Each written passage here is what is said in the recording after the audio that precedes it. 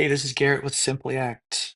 In this demo video, we're going to dig a little deeper into the patient side application to see what else exists beyond just the initial registration flows that we looked at in a previous video. So again, I'm on mobile device here. I'm on my patient profile screen for test patient John Long. And we finished the registration process. We went back to the profile screen and we can see that there's another profile alert here.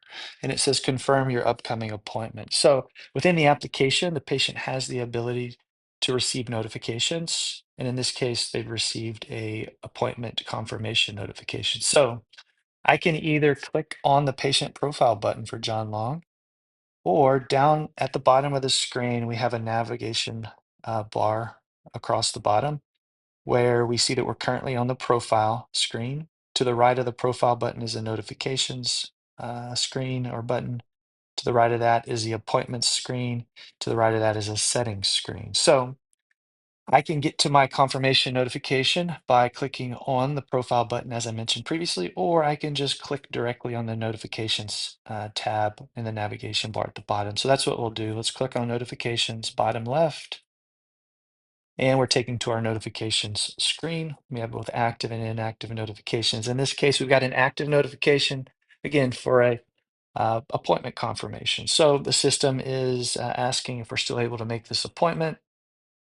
And I have two options. I can click the confirm button at the bottom right of that notification, or I can click change. If I click change, it's going to essentially direct me to call the practice. So on my mobile device, it'll essentially bring up a notification asking me if I want to call the number to the practice, and it'll allow me to directly call them. In this case, we're going to click confirm.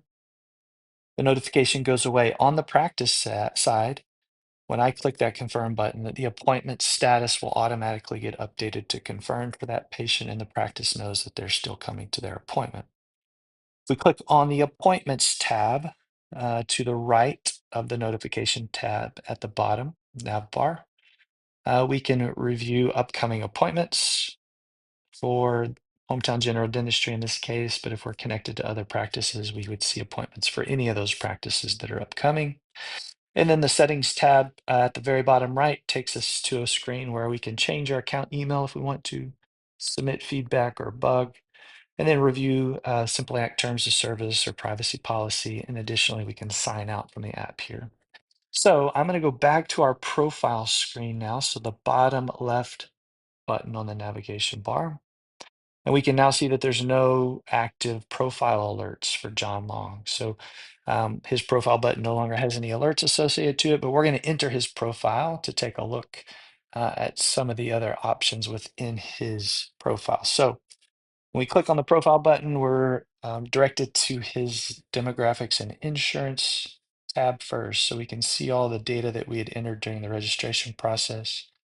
Each of these sections has an edit or add button at the bottom where we can edit, add, change information as desired. We can click into an insurance policy here, see all the data that we've entered, change anything if necessary, delete the policy if it's no longer active, or in this case, we'll just resave it. We'll go to the health histories tab, which we've looked at previously. Again, each of those sections can be edited at any time if something changes, so we can go in and take a medicine off, add a new medicine, etc.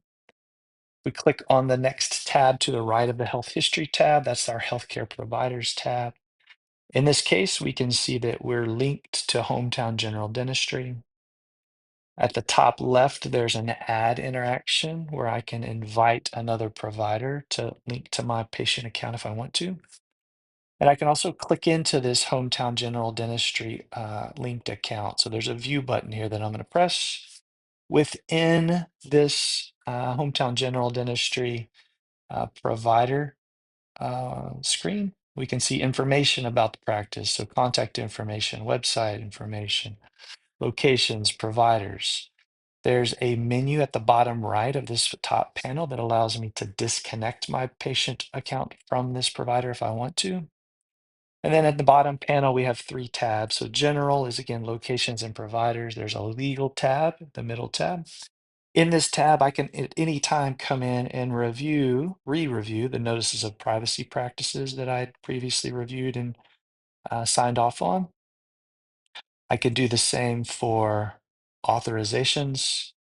And then I can also review my most up-to-date data releases. So release of information privileges. So when we originally registered, we added Jane Doe as a person who can have access to our information with this practice, but we can always come in here and edit that list if we want to. So let's say we want to remove and change it to none. We can take that person off, certify, sign, and now execute a new up-to-date release of information privileges. So, and then I can also change or edit my privileges for this particular provider. So in this case, when we originally connected, we selected we only wanted this provider to have access to records that they were a collaborating provider on. If I wanted to, I could update that to all records as we see here, or vice versa. Okay, now we're going to navigate to the last tab along the top navigation bar in the profile, which is the Care Threads screen. So in the Care Threads screen, we can see any existing threads.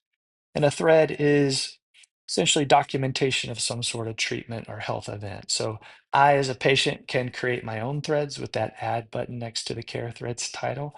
So let's say I want to keep track of some issue that I'm having that is with a provider who doesn't have Sympliact, but I want to take control of my records and I want to keep track of things.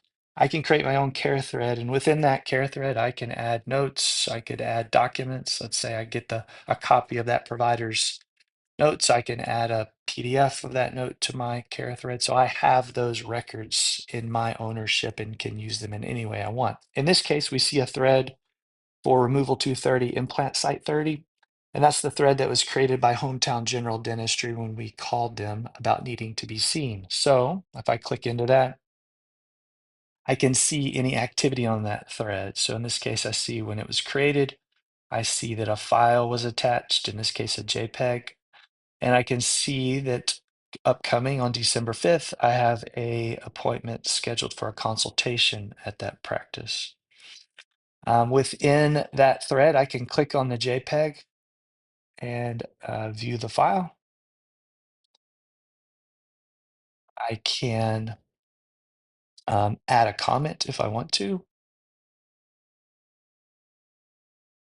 When I add a comment to the thread, this practice will get a notification on their end alerting them to the fact that I've made an update to the thread. It'll direct them to this thread so that they can review my comment, respond if indicated, or take action in any way that's indicated. Okay, so other things that we can do on this thread. At the top left, there's a little um, paperclip icon with a 1 next to it. That's telling me how many files or images, documents are uploaded to the thread. So in this case, there's just one. If I click on that little paperclip icon, it's going to take me to a file management screen where I can upload my own files if I want to as a patient. So let's say I want to upload an image or something from my photo library or a file. Similar to taking card photos earlier, I can take a photo of whatever I want to and add it to the thread. Similar to adding a comment, if I add some sort of document or image, the practice will get alerted on their end. I can click on the menu to the right of any of these files. I can elect to view, I can elect to download, or if it's a file I've uploaded, I can technically remove that file in case I did something on accident. I can click into details. I can update the name if I want to. I can add a record date. Say that's today's date. I can add a description if indicated. And I can review information about that file, and then I'll X out of that, and that data is then saved. And if I want to get back to the thread, I can then click the X at the top of this file management window, and it takes me back to the thread where I can see both my comment and that card photo file that I just uploaded to the thread. So that's kind of a run through of all the patient side application features over and above just the initial registration flows. Um, a very real-time shared personal health record that allows a new level of patient autonomy and control of their records without compromising practice side autonomy and practice side control of their records as well. Um, so I hope that makes sense. Hope that resonates with you guys as much as it does with us.